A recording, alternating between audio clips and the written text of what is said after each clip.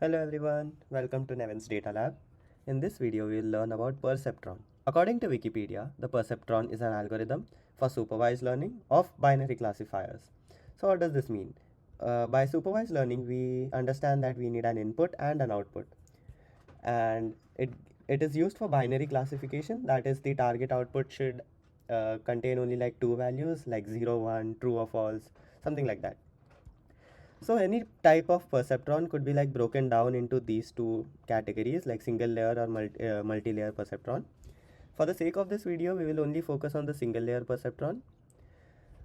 Single layer perceptron is basically the simplest type of artificial neural network that can only learn like linearly separable patterns. That is like if there is any complex pattern like let's say a sine wave or something, single layer perceptron is not a great choice. It is only used for like linearly separable patterns. Whereas if you use a multi-layer perceptron, it can learn more complex patterns as well. So if we look at the model of it, its structure should be like similar to this. So there are like inputs. Each input has like a weight. There might be a bias as well to each one of them. And then we add all of these together and put it into an activation function. In this image, the activation function is the step function. And then whatever output we get, that is the output of the model. So mathematically, if you can see, if you write it in an equation form, till here we get this part basically. Basically, we are summing all the weights multiplied by the inputs and adding of the biases.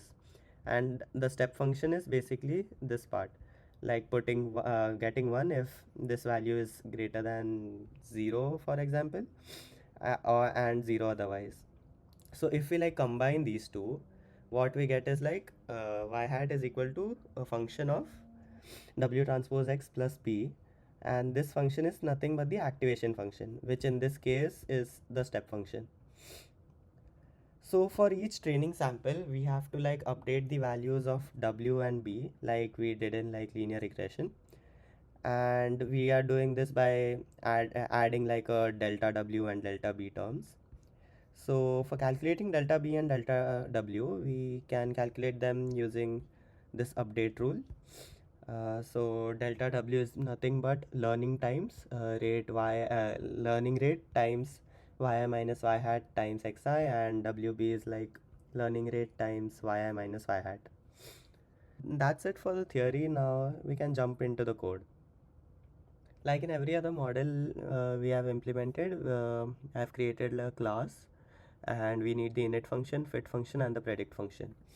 For the init function, we need number of iterations.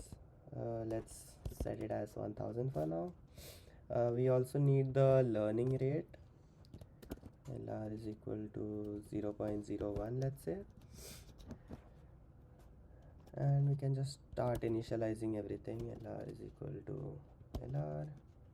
Self.n iters is equal to n iters.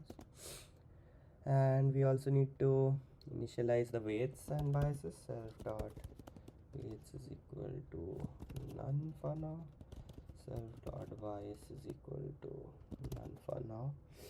Also we need the activation function, so self dot activation function is equal to, we'll have to create the function. Let's just go with the step function. Step function, and I'll have to create one.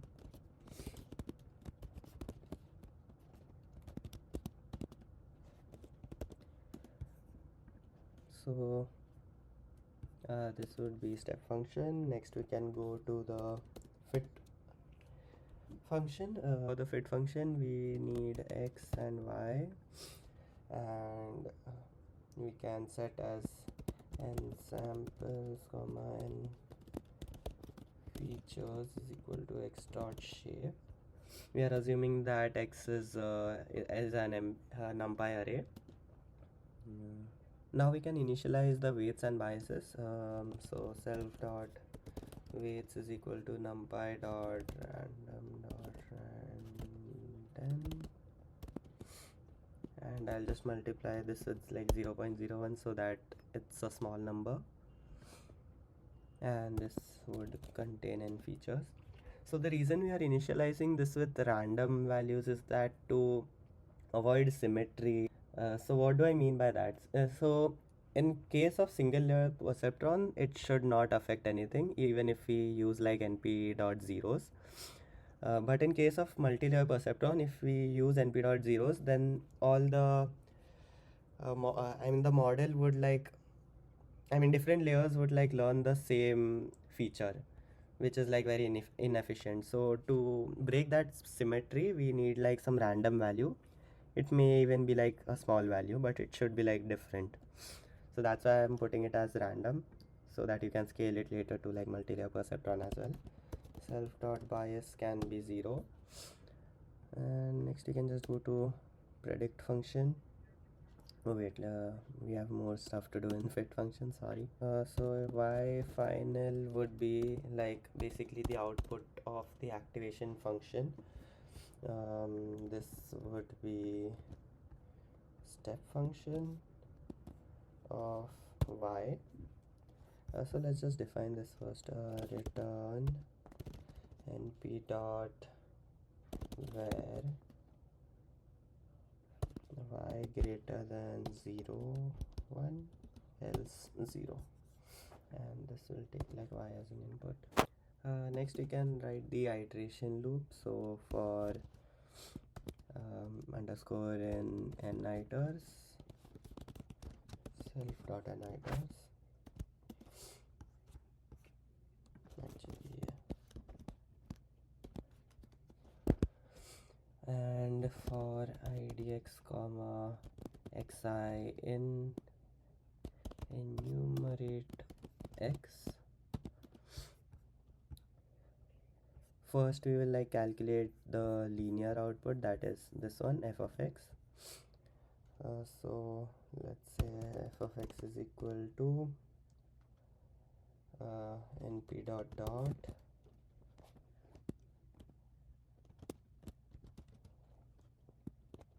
xi comma weights,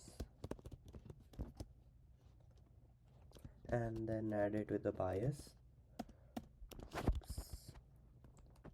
Self dot bias, I'm sorry. And then the predicted value of y would be basically the step function of f of x. As you can see here, predicted value of y is nothing but the the activation function of f of x. That is what we have written over here. Next we can write the update rule. So for updating, what we had seen was that we have to multiply learning rate with yi minus yi hat, and this is like a constant term for both of these. So we'll just calculate this once and then multiply xi for delta w and multiply it with 1 for delta b. So let's write that first. So let's just call it as update is equal to self.lr times yi, so that would be like our y final of idx minus y pred, and we can update self dot weights is equal to self dot weights star update, okay sorry, self dot weights plus update star x of I. Next we can write self dot bias is equal to self dot bias plus update. So now we are done with the update step as well. Now I think we can go on to the predict method. Basically we are calculating this again, but instead of xi we'll have to go through the full x, and for and this would be the same as well,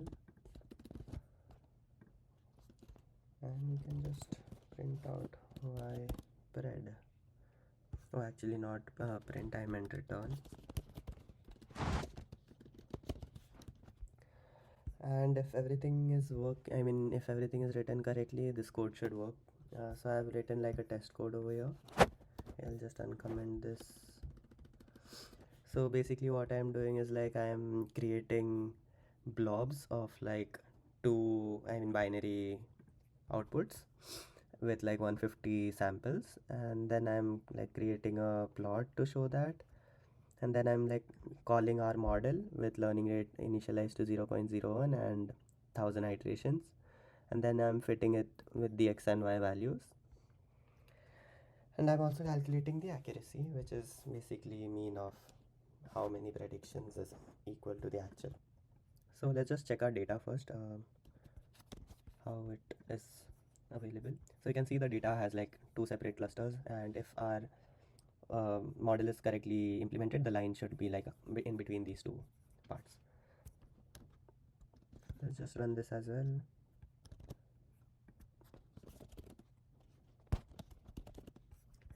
And then just